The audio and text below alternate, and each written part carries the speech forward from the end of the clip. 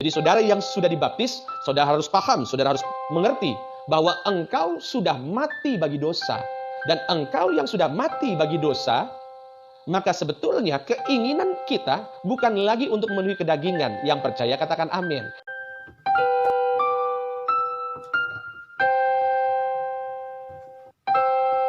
Saudara, ketika kita berbicara mengenai baptisan, ini adalah sebuah sakramen yang dilakukan oleh orang Kristen. Jangan lupa subscribe dan like ya. Sekali lagi, apa arti sakramen? Sakramen itu adalah sebuah upacara yang di dalamnya manusia percaya, orang Kristen, orang percaya, menerima rahmat Tuhan, sehingga orang tersebut disucikan, dikuduskan. Begitu ya. Itu kalau kita berbicara mengenai baptisan. Dan tentu saja baptisan ini adalah sebuah perintah. Di mana perintahnya? Tentu saja ada di Matius pasal 28. Matius 28 ayatnya yang ke-19. Dari sini saudara baru kita akan belajar tentang baptisan yang benar itu seperti apa. Gitu ya. Matius 28 ayat 19. Karena itu pergilah. Jadi Bapak Ibu disuruh pergi untuk ngapain perginya? Jadikanlah semua bangsa muridku. Sekali lagi murid. Dan baptislah mereka dalam nama Bapa dan Anak dan Roh Kudus. Oke. Jadi yang pertama saudara lihat tahapannya. Jadikan semua bangsa murid, sesudah jadi murid baru baptis. Ingat, jadi murid dulu, paham dulu maksudnya apa? Paham dulu tentang Yesus, baru baptis. Baru tahapan yang berikutnya, ajarlah mereka melakukan segala sesuatu yang telah kuperintahkan kepadamu. Jadi lihat saudara, makanya yang namanya pengajaran itu dimulai sebelum dibaptis dan sesudah dibaptis. Oke, nah jadi saya ulang lagi Bapak Ibu bahwa sebetulnya baptisan adalah sebuah perintah di mana kita sebagai orang-orang Kristen, orang-orang percaya, disuruh Tuhan untuk pergi, kemudian jadikan segala bangsa muridku, baptislah mereka dan ajarlah. Begitu ya Bapak Ibu ya. Nah, saudara yang terkasih dalam Tuhan, ketika kita berbicara mengenai baptisan, kita harus sadar bahwa budaya baptisan atau tradisi baptisan itu bukan milik orang Kristen. Saya ulang. Pembaptisan itu bukanlah budaya asli orang Kristen. Kenapa saya bilang bukan budaya asli orang Kristen? Ingat, karena Tuhan Yesus itu dibaptis oleh Yohanes Pembaptis. Nangkap dulu sampai sini ya. Tuhan Yesus dibaptis oleh Yohanes Pembaptis. Dan saudara, pada masa itu sebetulnya kekristenan itu belum ada. Dan budaya baptisan itu setelah ditelusuri dalam sejarah, itu adalah budaya milik orang-orang Yahudi.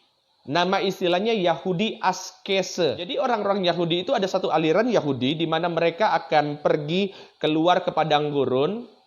Itu aliran yang menekankan benar-benar hidup dalam kekudusan, menjauhi hidup keduniawian.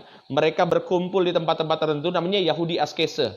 Dan ketika ada satu orang mau bergabung dengan kelompok Yahudi Askese, mereka ketika masuk dalam golongan itu, mereka harus melakukan sebuah ritual yang disebut dengan baptisan. Gitu ya. Mereka akan ditenggelamkan dalam air, lalu setelah selesai mereka bisa masuk dalam golongan tersebut. Nah, budaya ini saudara dibawa oleh Yohanes Pembaptis. Dan ketika Yesus ada, lihat. Kalau dulu tujuan pembaptisan dalam sejarah Yahudi itu adalah tujuannya supaya bisa masuk dalam golongan tertentu. Tetapi ketika Yesus dibaptis, dia membawa makna yang baru daripada pembaptisan itu. Gitu ya. Nah, pertanyaannya apa makna pembaptisan yang Yesus sampaikan, yang Yesus ajarkan sehingga kita praktekkan?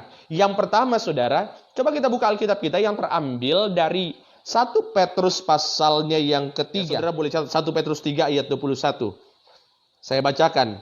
Juga kamu sekarang diselamatkan oleh kiasannya. Kiasan apa? Kiasan daripada air bahnya Nuh. Gitu ya. Yaitu baptisan. Maksudnya adalah baptisan itu bukan untuk membersihkan kenajisan jasmani, lihat, melainkan untuk memohonkan hati nurani yang baik kepada Allah oleh kebangkitan Yesus Kristus. Jadi makna baptisan yang pertama, supaya kita menundukkan diri, kita belajar memiliki hati nurani yang baik di hadapan Tuhan. Saya ulang, tujuan baptisan Yang pertama yang harus kita belajar adalah supaya melalui baptisan itu kita menundukkan diri menjadi murid Tuhan, sehingga Tuhan mengajarkan kita memiliki hati nurani yang baik. Gitu ya. 1 Petrus pasal 3 ayat 21. Lanjut ayat 22. Oleh kebangkitan Yesus Kristus yang duduk di sebelah kanan Allah, setelah ia naik ke sorga, sesudah segala malaikat lakukan kepadanya. Jadi yang pertama, baptisan itu saudara, kita lakukan dengan tujuannya apa? Supaya kita meminta hati nurani yang baik kepada Tuhan. Ya saudara, jadi akan jadi masalah kalau saudara sudah dibaptis, tapi hati nurani saudara masih merasa tidak berdosa kalau melakukan dosa. Saya ulang ya, hati nurani fungsinya adalah mengingatkan saudara, ya, bahwa ketika saudara melakukan dosa, minimal setelah melakukan dosa ada penyesalan. Tapi kalau hati nuraninya sudah rusak, sudah berantakan, saudara melakukan dosa, itu sepertinya hati sudah dol. Ya, dol. Lakukan aja, cuma seperti nggak ada penghalang. Nah, itu yang pertama, saudara. Yang kedua, makna baptisan ketika kita sudah dibaptis artinya apa? Coba buka Roma pasal yang ke-6. Roma pasal 6 ayat 3 dan yang ke-4. Jadi tujuan makna baptisan yang pertama adalah supaya kita memiliki hati nurani yang mau dituntun. Yang kedua, Roma 6 ayat 3 dan 4 dikatakan, Paulus bilang begini, atau tidak tahukah kamu bahwa kita semua yang telah dibaptis dalam Kristus, telah dibaptis dalam kematiannya. Jadi saudara, kita yang sudah dibaptis dalam Kristus, kita ini benar-benar dibaptis dalam kematiannya. Pertanyaannya, kenapa Yesus mati? Untuk menanggung dosa kita. Jadi kita yang dibaptis, kita sadar bahwa hidup kita, dosa-dosa kita sudah ditenggelamkan bersama.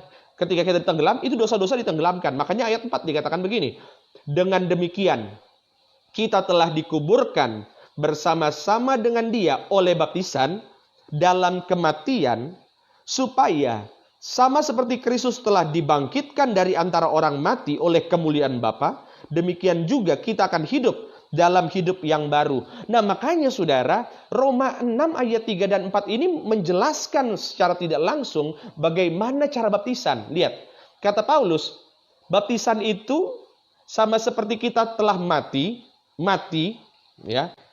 Kita dikuburkan bersama-sama dengan Dia, ayat yang keempat, dan oleh baptisan dikuburkan. Saudara, makanya kalau baptisan itu yang benar adalah harus ada sebuah metafora seperti orang dikuburkan. Lihat, dikuburkan. Dikuburkan itu harus begini. Nah, dan ketika kita keluar, itu seperti kita sudah mengalami hidup yang baru dalam Kristus. Jadi kalau saudara ngerti, paham konsepnya, maka saudara sekali lagi bisa menjawab pertanyaan-pertanyaan seputar baptisan. Mana baptisan yang benar gitu kan?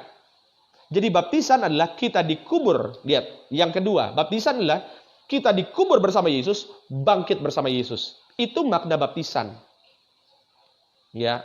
Jadi saudara yang sudah dibaptis, saudara harus paham, saudara harus mengerti bahwa engkau sudah mati bagi dosa. Dan engkau yang sudah mati bagi dosa, maka sebetulnya keinginan kita bukan lagi untuk memenuhi kedagingan. Yang percaya katakan amin. Dan orang yang hidup dalam roh, maka wajahnya penuh dengan senyuman, hatinya penuh damai sejahtera, sukacita, keluarga bahagia, anak-anak diberkati Tuhan. Yang percaya katakan amin. Ini kalau di gereja saya bilang, yang percaya katakan amin, tepuk tangan yang meriah untuk Tuhan Yesus. Gitu kan? Iya. Nah, jadi itu yang kedua, saudara. Makna baptisan yang ketiga, Galatia 3 ayat 27. Karena kamu semua yang dibaptis dalam Kristus telah mengenakan Kristus. Nah, jadi Bapak Ibu yang terkasih dalam Tuhan, ketika kita berbicara mengenai baptisan, saat kita dibaptis, kita sudah mengenakan Kristus dalam kehidupan kita. Artinya ketika kita dibaptis, cara hidup kita, cara berbicara kita harus benar-benar menunjukkan, menampakkan Yesus yang benar-benar ada, terpampang, terpajang dalam kehidupan kita. Lah kalau habis dibaptis terus hidupnya masih kacau-kacau, maka sebetulnya kita itu menghina baptisan yang kita terima. Begitu saudaraku yang terkasih dalam Tuhan. Yang berikutnya, yang keempat, Kolose pasal yang kedua. Kolose 2 ayat yang ke-12 dikatakan begini, karena dengan Dia, Kolose 2 ayat 12, karena dengan Dia, huruf besar, karena dengan Yesus, kamu dikuburkan dalam baptisan, dikubur. Jadi makanya ketika kita berbicara mengenai baptisan, saudara, kita harus mengerti bahwa baptisan itu berbicara mengenai penguburan. Kita dikubur dalam baptisan, dan di dalam Dia kamu turut dibangkitkan juga oleh kepercayaanmu kepada kerja kuasa Allah yang telah membangkitkan Dia dari orang mati. Jadi makna baptisan yang kelima, saudara, yang keempat, saudara, kita bangkit dalam kepercayaan kita. Oke? Nah, itu kalau kita berbicara mengenai baptisan. Sehingga kalau kita lihat, kita dengar ada banyak isu-isu yang muncul tentang baptisan, maka dari 4 konsep ini kita sudah bisa menjawab pertanyaan-pertanyaan seputar baptisan. Saudara, pembaptisan itu adalah tanda di hari itu dosa kita sudah ditenggelamkan, kita sudah mati dalam dosa. Ya. Tapi begitu kita keluar, itu tanda kita bangkit dalam hidup yang baru. Makanya saudara, ketika kita sudah dibaptis, maka itulah komitmen kita untuk hidup dalam kebenaran, hidup baru. Coba Kisah Rasul pasal 2 ayat 38 sampai 39. Jawab Petrus kepada mereka. Lihat, ini khotbah Petrus sesudah hari Pentakosta. Saya ulang. Kisah Rasul 2 ayat 38 sampai 39. Ini adalah khotbah Petrus sesudah hari Pentakosta. Jawab Petrus kepada mereka, bertobatlah dan hendaklah kamu masing-masing memberi dirimu dibaptis dalam nama Yesus Kristus untuk pengampunan dosamu. Maka kamu akan menerima karunia Roh Kudus. Jadi saudara, lihat. Syaratnya orang dibaptis adalah bertobat. Bertobat itu artinya apa? Dia sadar akan dosa-dosanya. Dia sadar bahwa dia mau memulai kehidupan yang baru. Jadi syarat yang pertama harus bertobat. Matius 28 ayat 19 dikatakan apa?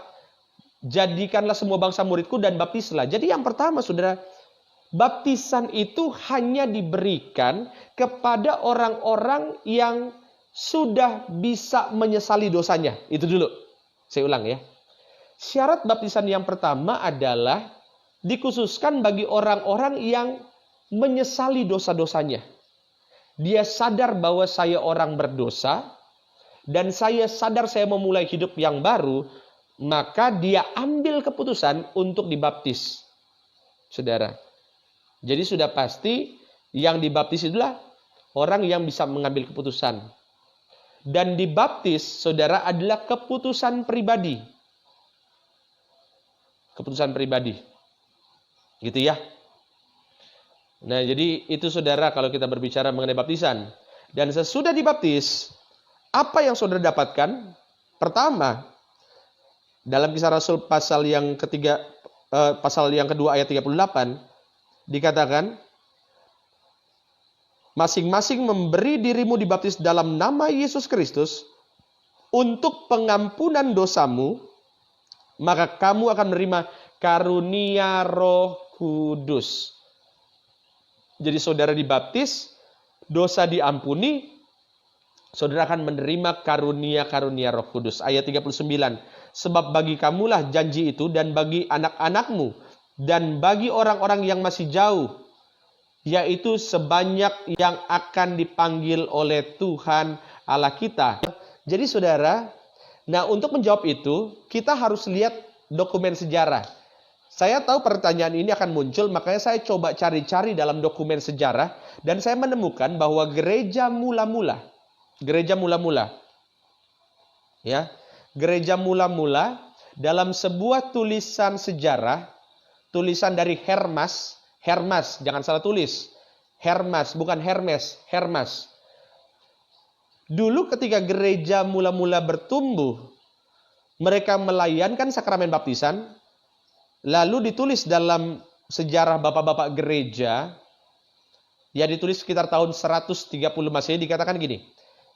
jika dibaptis dan masih jatuh dalam dosa, bolehlah dibaptis kedua untuk pertobatan ulang. Tetapi tidak ada yang ketiga dan yang keempat. Nah, ini sejarah, saudara. Sejarah yang mencatat seperti itu. Jadi katanya begini, kalau saudara dibaptis sekali lalu masih jatuh dalam dosa, ya, saudara bisa dibaptis yang kedua kali. Ini sejarah, saudara. Dan ini yang terjadi di gereja mula-mula, gereja apostolik. Saudara boleh dibaptis yang kedua kali, tapi tidak ada kesempatan yang ketiga dan yang keempat. Nah, ini sejarah gereja gitu ya. Ibu Rina Apalem. Pak Pendeta, saya mau bertanya, saya dibaptis pada waktu umur saya 8 tahun atas perintah orang tua. Dan saya sama sekali tidak mengerti untuk apa saya dimasukkan ke dalam air. Oh, Ibu Rina Apalem dibaptisnya selam gitu ya. Dibaptisnya selam ya Ibu Rina Apalem berarti ya. Pertanyaannya, apakah saya harus baptis kembali? Yang pertama, Ibu, orang yang dibaptis selam itu sekali lagi harus berasal dari keputusannya sendiri. Keputusan apa? Keputusan ketika dia sadar bahwa saya berdosa dan saya mau bertobat dan saya mau mulai hidup yang baru. Gitu ya. Nah, masuk kepada pertanyaan dari Ibu Rina, apakah saya harus dibaptis ulang? Nah, untuk menjawab pertanyaan itu, jujur saya tidak punya jawabannya. Jawaban itu Ibu Rina bisa dapatkan setelah Ibu doa sama Tuhan. Doa lagi sama Tuhan. Tuhan, saya harus dibaptis ulang atau tidak? Gitu ya, Ibu doa. Nah, sebelum saya jawab lagi pertanyaan berikutnya, saudara, makanya begini, ketika saudara mau dibaptis, khususnya saya spesifik ngomong baptis selam ya, karena baptis selam atau baptis percik sebetulnya perdebatan ini harusnya sudah selesai, ya, nggak usah didebatin lagi, baptisnya itu yang benar yang mana, selam atau percik, itu nggak usah didebatin, karena saya dari awal bilang saya percaya 100% Alkitab bahasa asli.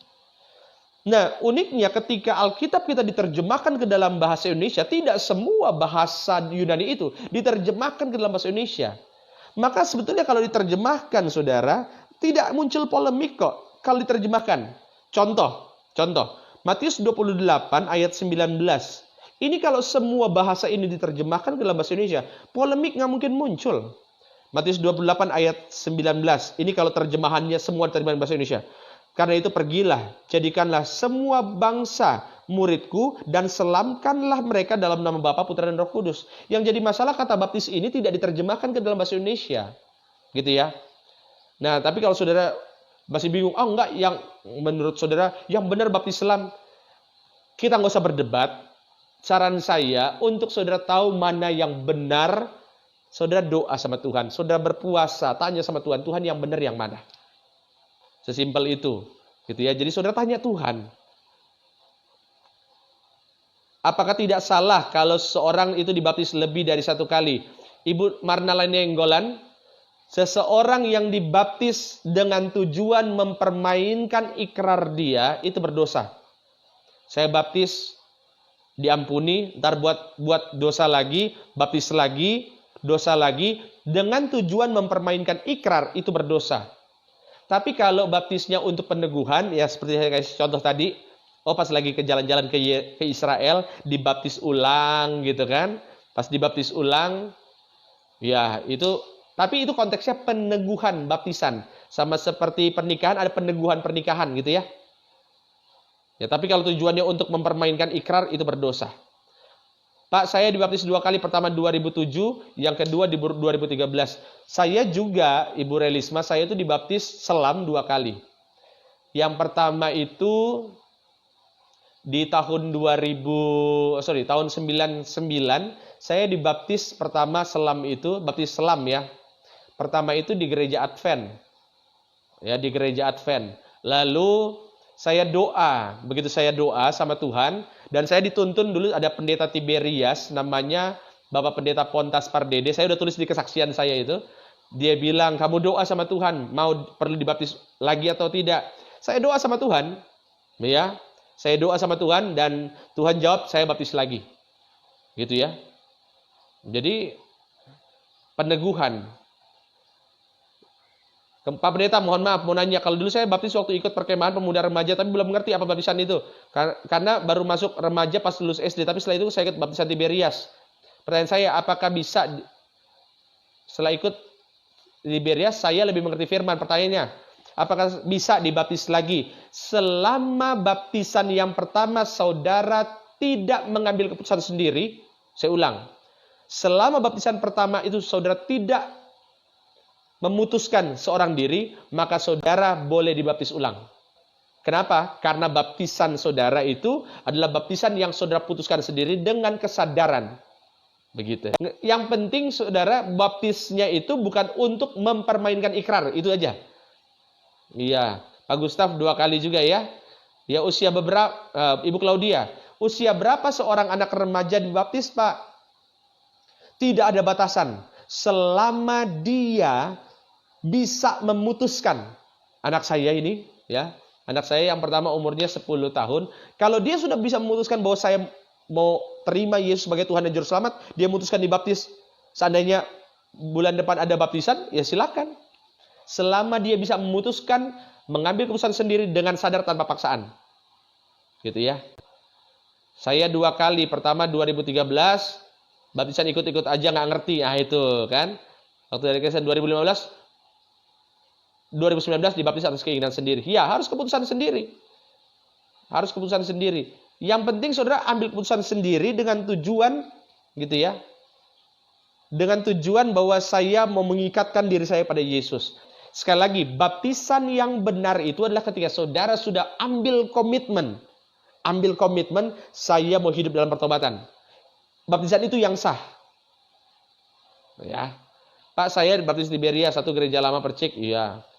Ya, saudara, setelah baptisan pertama tidak atas keputusan sendiri. Anda bisa dibaptis ulang dengan keputusan sendiri, dengan sadar. Terima kasih Ibu Mary. Gitu ya. Nah, makanya saudara, sebetulnya baptisan itu kan dari dulu cuma satu, dalam bentuk Islam. Nah, cuma di tahun 200-an itu ada bapak gereja yang memutuskan begini. Ini sejarahnya ya, kenapa ada baptisan Percik. Minimal kita ngerti dulu sejarahnya biar kita bisa tahu. Jadi waktu itu bapak-bapak gereja menulis dalam sebuah surat Didake, nama suratnya Didake, ditulis begini. Baptislah orang-orang, ya. Jika kamu tidak dapat membaptis dengan air dingin, gunakan air hangat.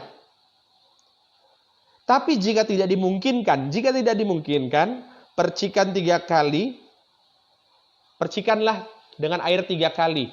Ini dulu terjadi saudara di gereja-gereja awal. Alasannya kenapa mereka dibaptis percik? Alasannya karena sudah kepepet, tidak ada lagi ruang untuk diselam. Ya, tidak ada ruang lagi untuk diselam. Lalu karena tidak ada ruang diselam dan suasana dingin, akhirnya ini bapak-bapak gereja menulis, ya sudah diperciklah mereka. Tapi kan begini saudara, ini dalam situasi khusus. Yang namanya sakramen dalam situasi khusus, ya tentu saja pasti ada modifikasi-modifikasi. Sama seperti kita lagi perjamuan kudus. Dalam situasi khusus, kita nggak bisa dapat roti dan anggur. Kita boleh ganti itu jadi roti, ya roti biasa dan sirup anggur. Ya, beberapa yang pakai sirup rasa lain dalam situasi terjepit. Tapi kalau dalam situasi normal, jangan pakai metode yang situasi terjepit, begitu ya? Iya, saudara, nggak bisa. Jadi intinya, ya, dalam tulisan-tulisan Bapak Gereja itu dikatakan uskup Antioquia namanya Ignatius, itu murid langsung daripada Rasul Petrus, dikatakan tidak diizinkan orang yang belum bisa mengambil keputusan sendiri melakukan perjamuan dan baptisan. Dan baptisan bahkan harus dilakukan oleh penilik. Penilik itu artinya pemimpin gereja. Didake pernah menulis begini, saudara yang mau dibaptis, maka puasalah sebelum engkau dibaptis. Dan keluarga yang mau dibaptis, ya saudara misalnya ada anak kita mau dibaptis, maka keluarganya juga disarankan untuk mengambil puasa. Ah, ini sejarah saudara ya. Sekali lagi ini sejarah. Ya saudara mohon nanti jangan ambil kata-kata saya sepotong-sepotong gitu ya. Jadi saya mau kita mengerti dulu keseluruhan. Karena kalau diambil sepotong-sepotong nanti saudara, ya karena ada beberapa orang, saya nggak tahu kenapa, coba Coba ambil kata-kata saya sepotong-sepotong. Lalu nanti ada yang bilang, tuh pendeta Gary bilang boleh baptis percik. Nah ini bahaya saudara. Jadi mohon jangan ambil kata-kata saya sepotong-sepotong. Gitu ya. Dan biarlah kita makin bertumbuh dalam iman. Salam buat keluarga sekitar. Jangan pernah tukar iman kita dengan apapun yang dunia tawarkan. Kita tundukkan kepala kita berdoa. Terima kasih Tuhan Yesus. Engkau yang sudah mengajarkan kami. Dan hari ini kami teringat dengan komitmen kami ketika kami dibaptis. Yaitu komitmen di mana kami mau tunduk dalam kuasa-Mu ya Tuhan. Maka hari ini kami doa, biarlah Engkau sendiri yang mengambil alih hidupku, sehingga hidupku benar-benar dituntun oleh kebenaran-Mu dalam nama Tuhan Yesus. Haleluya.